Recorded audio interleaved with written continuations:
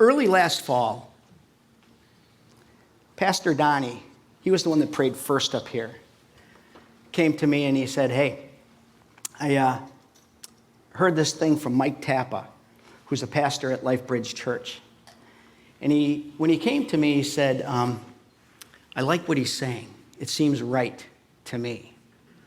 And I said, well, that's good, Donnie. I'm glad that you like that about him. And then he didn't let it go. He said, we need to be a part of this ministry that he was speaking to me about. Okay. So Pastor Donnie begins to explain it to me, and I'm saying, this is pretty good stuff. I didn't have a deep understanding, but this was pretty good stuff. I'll tell you what, how about we have a meeting with Mike Tappa, and we'll learn more about it. So we do. Mike Tappa, Pastor Donnie, and I, we sit down over at Bayview Restaurant, eat food, and talk about this ministry. And all of a sudden it clicked. This is what it's supposed to be. This is what I really have been hoping for, but really didn't have a clue as to how it could be done. So I share it with the elders, and the elders know something needs to be done. So the elders say, well, yeah, that's good. You can also do this. Or we could do this too. Or we can do that. I said, hey, I think we got the right thing here. Let's do this thing. And they agreed. So we had this person over this ministry come and talk to us. And what she brought was the most comprehensive program I've seen, the most comprehensive movement I've seen, the most comprehensive way of reaching and helping people that I've seen in this movement. I thought it was going to be about carrying picket signs. There's nothing wrong with carrying picket signs. But as a church, we need to get into the culture with our hands and our feet and speak life to people. So we met Ann. And what she shared with us made us all say, this is the direction we need to go. I only threw hints out there. I didn't throw the whole kit and caboodle out there. I didn't throw the whole program out there. I just gave you bits and pieces to get you just thinking and me time to process. But I would like for you to encourage and to welcome Ann Tretinyak, who's the head of Vida, who's going to speak to us about the ministry that this church is going to be involved in.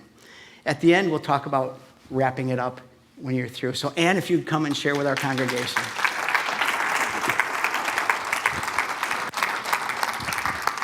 Good morning. Well, ladies, I have to tell you, I received a gift from your church this morning. Being able to sit back there and see all of those lovely dads standing with their heads bowed for a blessing, that was beautiful. I wish you all could have had my viewpoint. We are living in a world where the value of human life has been so greatly diminished that people struggle to recognize their own dignity. Also the dignity of others and the dignity of the most vulnerable among us, the preborn person. There were 636 mass shootings in America in 2022. And according to the Foundation for Suicide Prevention, there are approximately 130 suicide attempts every day. I'm afraid that mass murders and suicide attempts don't shock us anymore. In its most simple form, physical violence is an attack against the precious, God-given gift of human dignity. I wonder, has violence in the womb through abortion spilled out into our homes, our workplaces, our schools, and even onto our streets? Is the inability to see human dignity causing a sickness in souls that is showing itself as depression and loneliness and maybe even despair? Well, I believe it is a love for and a deep abiding respect of the gift of life that is the antidote to the poison that is making this world a dangerous place to live. When we fully embrace the gift of our life and our dignity with our words and our actions, we invite Jesus Christ himself to administer a healing balm to suffering souls. Vida has been serving families in the Fox Valley and beyond, if you can believe it, for 40 years now. And we have yet to encounter a woman for whom an abortion decision is no big deal. An unexpected pregnancy is difficult because when you're pregnant, a woman is called to serve another human being with her whole mind, body, and soul. The mind is implicated because carrying to term requires an exercise of our free will as a woman to radically love another human being. Our body, of course, comes into play as the first home of our preborn child. And our soul, of course, because there are two potential choices or decisions that a woman can make, and only one pleases God. At Vida, our mission is to provide medical, mentoring, material, and soon maternity housing support to really empower individuals to make life-affirming decisions in very difficult situations. Our recently revised vision statement reads as follows: our community will embrace a life-affirming culture that promotes and defends the God-given value of every human person. That's the target we're aiming for. We want every individual who comes to us to know that our care and compassion for them is genuine, and to feel the love of God through their encounter with us. We want our words and our actions to affirm their value and the value of their children. And we really want to help them grow in their understanding that their value is inherent. And sin cannot touch inherent value. Because if that were the case, we would be irredeemable and unforgivable. And that's not true. We are so very proud to partner with over 60 Christian churches in the Fox Valley and beyond who share our vision and claim our ministry and mission as their own. And I am thrilled to be with you all today so that you can claim us. We very much want to be claimed by you. Pregnancy resource centers like Vida are not political organizations, and the work we do is not controversial. And quite often people mistake us for being involved in politics. The controversy is, of course, about abortion. The sentiment that really rises above the controversy, and I hope I can clearly articulate this to you. The sentiment that rises above the controversy is compassion for women facing an unexpected pregnancy. And I believe that both sides of this controversy share a desire to see women flourish. I really do. But perhaps we have forgotten what it means to be compassionate. So I want to challenge you today to deeply ponder, do you want to love and support a woman who plans to have an abortion?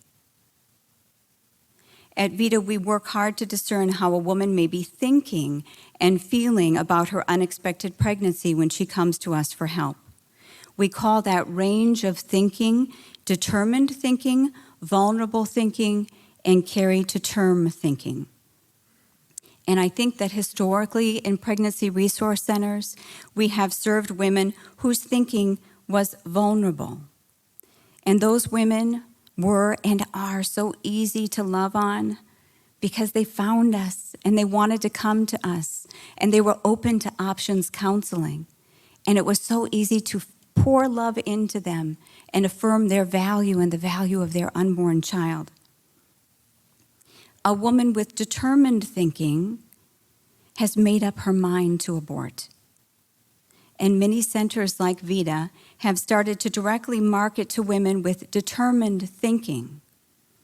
Now, we do not affirm their decision to abort, but we do want them to have an ultrasound and medically accurate information about the possible complications especially complications of a chemical abortion, before they begin that process at home, where they may be alone and unsupported.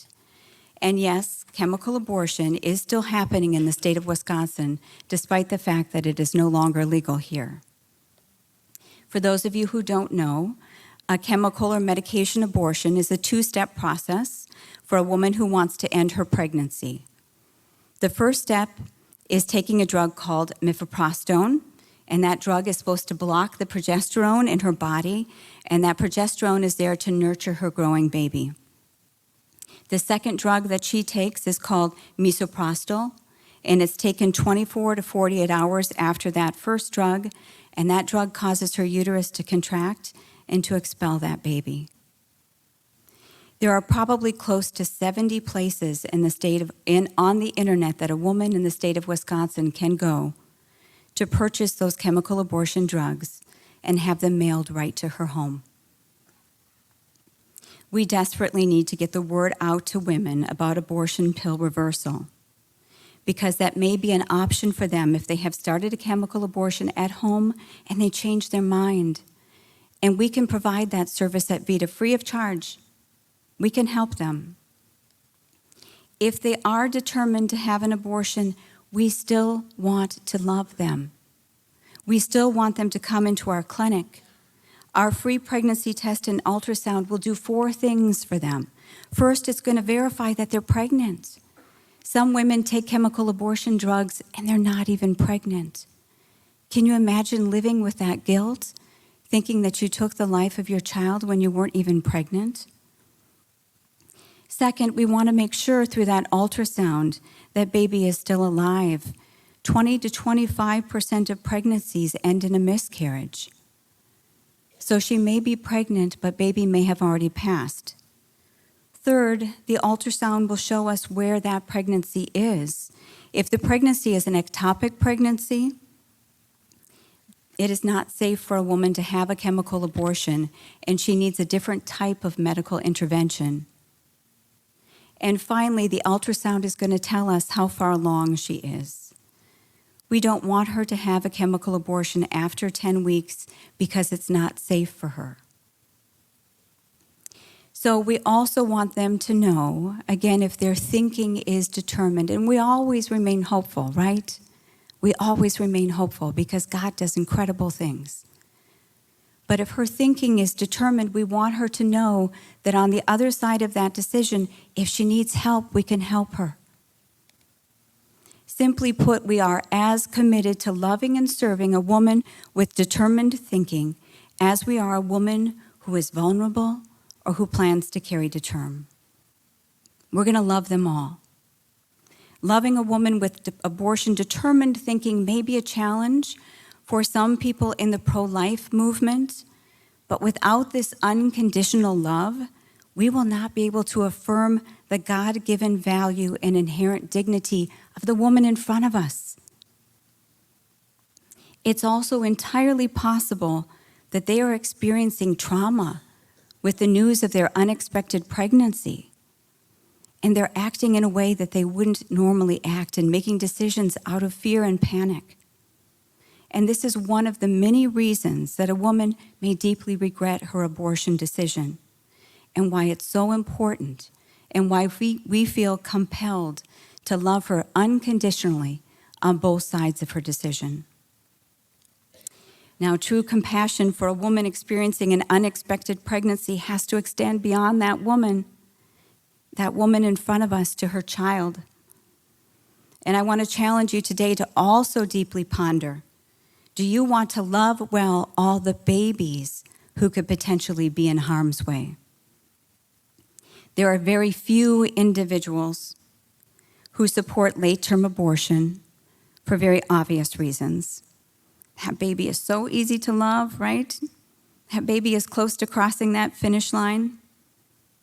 That baby is as easy to love as a woman with carried to term or vulnerable thinking, right?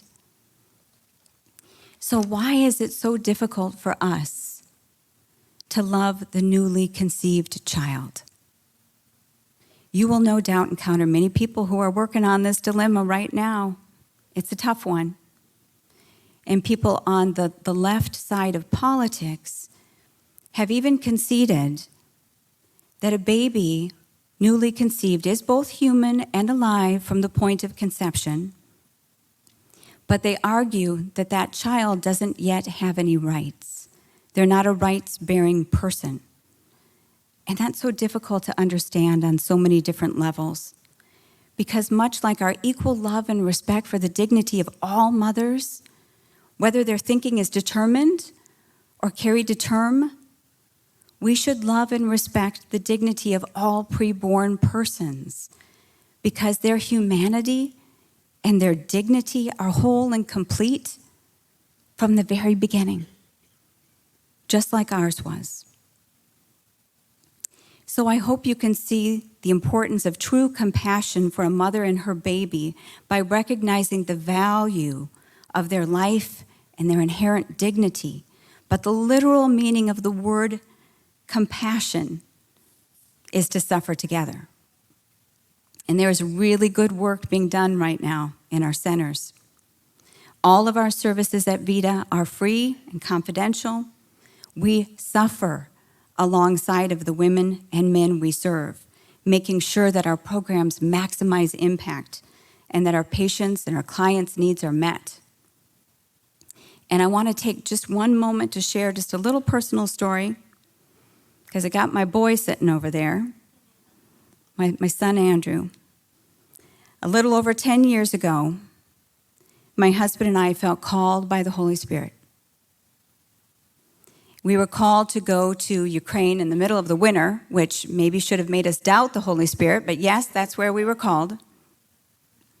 We were called there to adopt an 11-year-old girl and a 13-year-old boy from an orphanage in Kyiv, Ukraine. And we added them to our pack of 5 biological children, bringing the number of our kids to 7. And our lives have been crazy and busy ever since. But we feel beyond blessed by the family that God gifted us. And Andrew, you told me I could share this. My son Andrew has shared many, many stories with me. And I'm not going to share those with you today. Those are his to share. But what I do want to tell you is that some of the stories my son shared with me literally brought me to my knees. Brought me to my knees to beg the Lord to heal his wounds. Sorry, I'll try not to get emotional here. What if their biological parents had the support of an organization like Vida?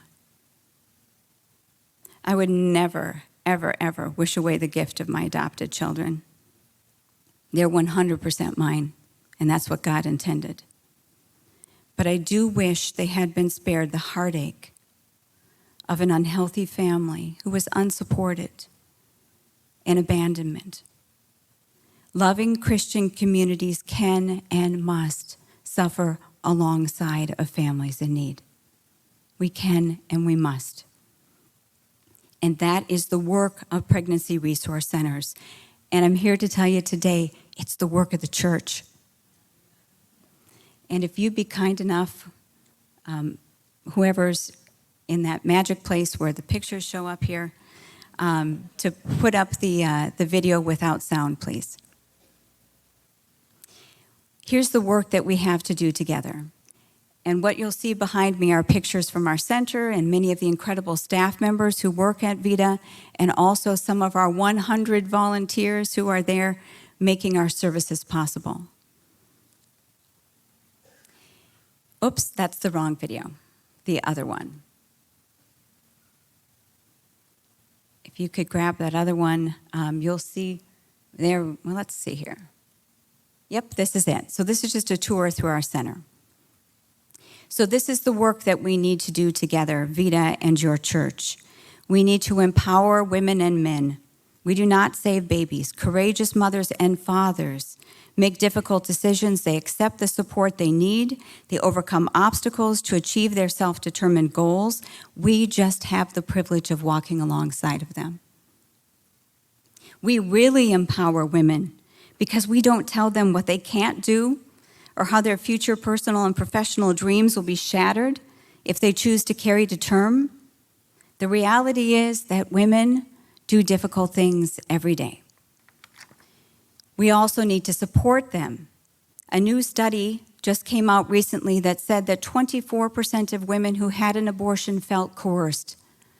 That's not okay. 67% of women described their abortion as inconsistent with their values. And 60% said they would have preferred to have given birth if they had received more emotional or financial support. No woman should feel that she has to have an abortion because she can't afford housing, food, or childcare. We can help. If a woman is experiencing distress over the loss of a child through abortion, miscarriage, or stillbirth, we need to support them. And we can do that at Vida. And you can help us do that with our one-on-one mentoring, our support groups like our Forgiven and Set Free program for post-abortive women that will be starting in the fall, a nurse education and advocacy program for parents who are facing life-limiting or life-threatening prenatal diagnosis. We need to walk with those moms and dads, and we can. We can educate with ongoing services like our one-on-one mentoring and early childhood education. That really provides us with an opportunity to explore the sound thinking required to make life-affirming decisions, not just now, but in the future as well. And all of that education happens in our medical rooms, exam rooms, in our mentoring, parent education through our community play dates, which churches can host, and even while shopping in our boutique. The truth about the human person and the human person's dignity is what we teach in all we do and say. Vida Mentors are the heart of our support services programming. Mentors help parents to construct an educational program to meet their needs and their goals. And we talk about so many important things related to pregnancy and childbirth and parenting. So if you feel that you might be called to be a mentor, we'd love to have you as part of our team. And finally, we reward moms and dads for their hard work in our programming. When they come in and they participate in mentoring and support groups, they're given credit so that they can shop in our boutique. And we have so many wonderful items in our boutique: cribs, high chairs, strollers, food, books, games, toys, maternity clothing, you name it, we have it. And when parents work really hard at their programming, they can bring $1,500 to $2,500 worth of free product into their home every year. They essentially give themselves a raise by working hard to be a good mom or dad. That's pretty incredible. And our churches do that because you will run drives and do things to help us fill that boutique with everything those moms and dads need. And finally, we provide free and high-quality medical services. We have only licensed healthcare professionals in our clinic, and we love and serve anyone who comes to us for help. We provide well woman care, including Pap, pelvic, and breast exams, free STD testing and treatment for men and women, pregnancy testing, and limited obstetric ultrasounds. Our nurses are also in public and private schools, teaching sexual integrity programs, lactation consultation, and one-on-one labor and delivery to our pregnant patients in our center. And new this fall, we will be providing transitional maternity housing, which is pretty incredible. And we're going to be inviting women in particular to take a deep dive into what it means to be human. What if the impact of our programming, our life-affirming language, could be maximized by having women live in transitional residential housing? What if we could show them what a healthy family looks like, how it functions, and what it feels like when you're a beloved member? I want to play for you just a short little video this morning about a maternity home that our friends in Nebraska run called Bethlehem House, and I think it will show you the importance of our new maternity housing program.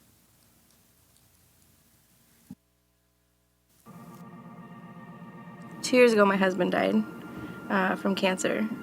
I was in drug treatment, and I got pregnant while I was there. My relationship with my family, my biological family, fell apart. I don't have a very good, healthy view of a family, or even role models for that matter. I've struggled with drugs most of my life. I had no direction. I had no idea how to even find my way in the world. All I knew was the fast life. I come from the most dysfunctional family, chaotic mess of a life that you could possibly think of. I was actually in denial of even being pregnant for months. And I found out I was pregnant. I thought maybe things will get better because like the red flags were all there, the controlling, jealousy, everything. One day when I came home, he like picked me up, threw me in the back seat of his car, and was just constantly hitting me. Even he kept telling me, you and that baby are not gonna make it past today. So if those women hadn't stopped, I probably would have been dead. I just lost my life. Like it was a mess. Because of all my suicidal attempts, I thought I would be dead by now. Like I didn't think there was happiness. I didn't think there was joy. I couldn't keep a job. I could not do my finances. I could not keep a budget. I was a kid about to have a kid unless I grew up. We meet women that are pregnant and in crisis, meet them where they are. We listen to them, we cry with them, we give hope to them. Since we've opened our doors in 2005, we've had over 500 moms that have had babies, have graduated our program. These women are not only dealing with addiction, they're dealing with sexual abuse, undiagnosed mental health issues, never maintaining employment. They come from families that have been severely broken. From the minute they move in here, we promise them that we are going to walk alongside them, that it's not always going to be easy, but we are going to be there. For the first time in their life, they experience what true love is here. When they realize that they are in a safe place and when they realize that this is a place of empowerment and love and support, it lights a fire inside them like I've never seen before. And once they have a few successes under their belt, there's no stopping them. There are so many women who have made major strides to be better. They're going to break that cycle in their family. They're going to teach their children where they came from and that they were born in this house of love, in this house of support, in this house of trust and kindness. I was always the type to run straight back to drugs and really not care if I lived or died. They never turned their back on me. The endless amount of support, prayers, the consistency of we're not going nowhere, that was the kind of love that I've never had before. Everything just slowly started falling in place. And some days I still doubt myself. I'm like, I don't know how I'm gonna do it, but I've never in my life had a support system this big. They come through the doors afraid, not trusting, filled with hopelessness. I see them change into the person that I believe that God intended them to be. They're excited about life. They have a plan. They've, really worked hard to figure out what their passions are and how to be the best mother that they once thought that they could never be. We are in this forever for our ladies that choose life and that want to change the trajectory of their life. This house is built on love, and there's hard work that goes on a daily basis, and we're just beginning.